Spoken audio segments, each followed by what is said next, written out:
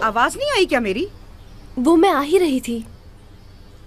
तुम तीनों यहाँ मेरे पीठ पीछे बैठ के क्या खुसर फुसर कर रही हो? क्या?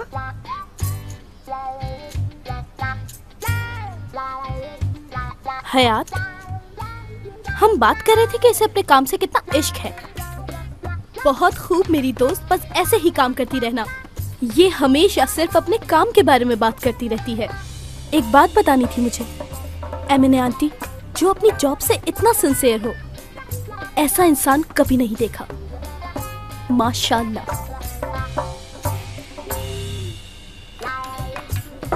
माशाल्लाह।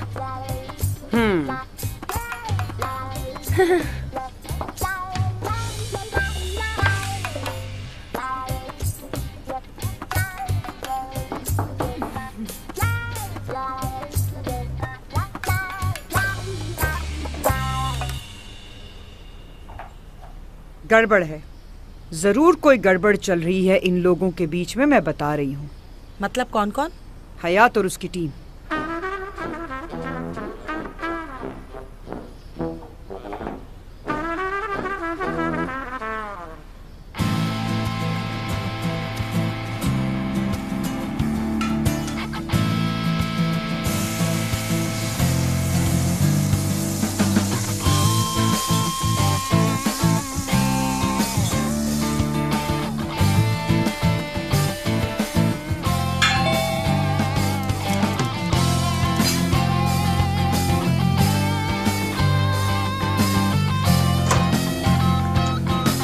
सरप्राइज! मुझे याद नहीं पड़ता कि मैंने तुम्हें यहाँ बुलाया है। अगर तुमने मुझे बुलाया होता तो सरप्राइज कैसे होते? एक तो मैं तुम्हारी पसंद की चॉकलेट्स लेकर आई हूँ, ऊपर से नखरे दिखा रहे हो तुम। मैंने अभी तक नाश्ता नहीं किया। तो क्या हुआ, पहले तुम नाश्ता कर लो, फिर चॉकलेट्स खा लेंगे।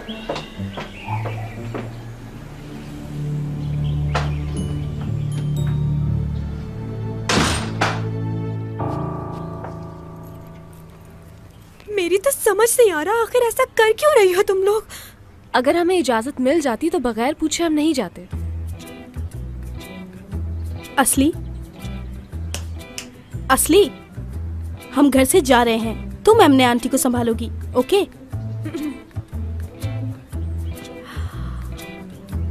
पता नहीं मेरा क्या होगा,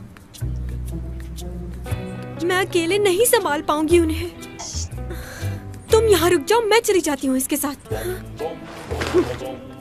हमें अपने काम से जाना है, हॉस्पिटल नहीं। वैसे भी अभी मेरी गाड़ी की इंस्टॉलमेंट्स बाकी हैं और हम सब जानते हैं कि तुम कैसी ड्राइवर हो, ठीक है?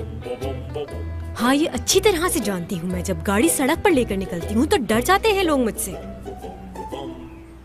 अच्छा, तुम और मैं चलते हैं, हयात यहाँ रहेगी।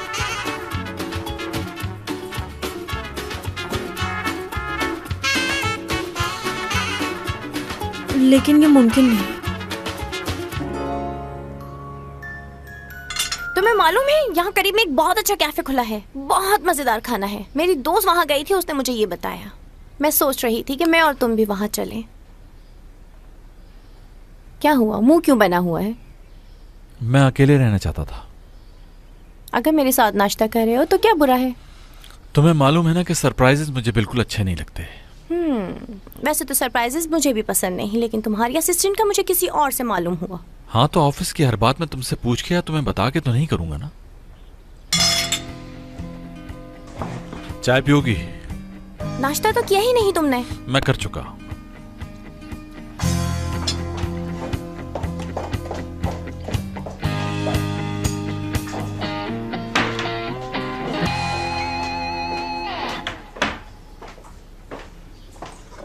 हाँ, बातें सुना रही थी मुझे।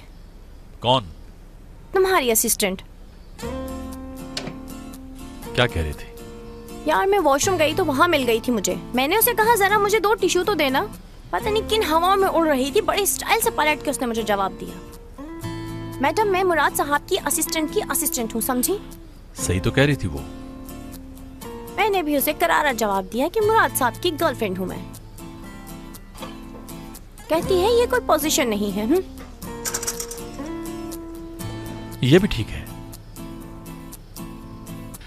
तुमने ऐसा क्यों कहा? पता है ना वो हमारे काम की जगह है। अरे वो मेरी बेइज्जती कर रही है और पता नहीं तुम इस बात को क्यों नहीं समझ रहे। कल से वो वहाँ नजर ना आए मुझे। क्या मतलब इस बात का? उसे निकाल दो जॉब से। सच बोलने के जुर्म में? उसे और तुम्हें देख चुकी हूँ मैं। क्या मतलब है तुम्हारा? आर्काइव में जिस तरह उसके साथ चिपके हुए थे सब देखा था मैंने। एक एक्सीडेंट था वो। हाँ वो एक्सीडेंट था। अच्छी तरह जानती हूँ ऐसी लड़कियों को। पहले वो ऐसी ही मासूमियत का ढोंग रचाती हैं, फिर शिकार बना लेती हैं अपना। दीदम, वो एक्सीडेंट था, बता चुका हूँ, और इस बात का मैं पाबंद नहीं हूँ कि हर बात तुम्हें एक्सप्लेन करूँ। मुझे हर्ट कर रहे हो। तुमने ही की थी शुरुआत।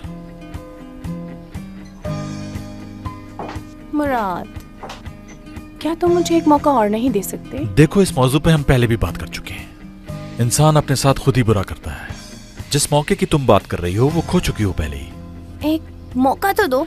इसका कोई फायदा नहीं।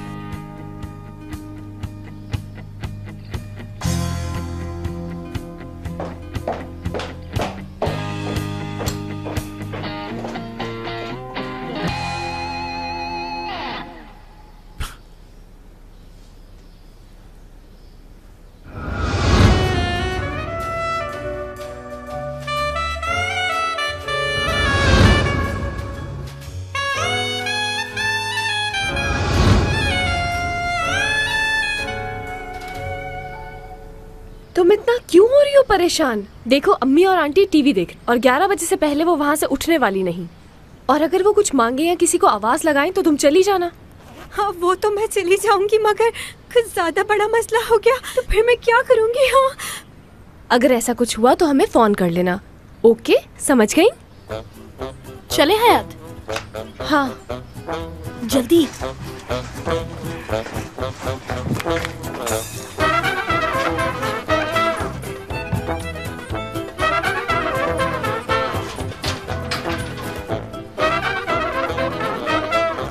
मैं नहीं देख सकती। मुराद साहब, आप माने न माने मुझे परेशान लग रहे। करीम साहब, इस वक्त तो हम दोनों अकेले ही हैं। इस वक्त तो साहब मत कहिए। परेशान क्यों लगा मैं? क्योंकि आप अपने प्रोग्राम्स चेंज नहीं करते। प्रोग्राम्स तो होते ही चेंज करने के लिए। चलो कहीं आउटिंग पे चलते हैं। देखा, फिर चेंज कर दिया।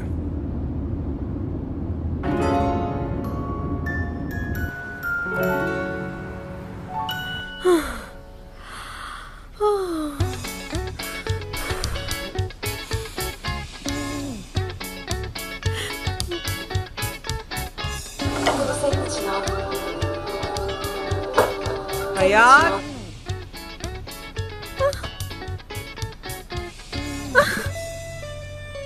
या अल्लाह बचा ले, कहीं हार्ट अटैक ही ना हो जाए। हयात, इधर आओ जरा।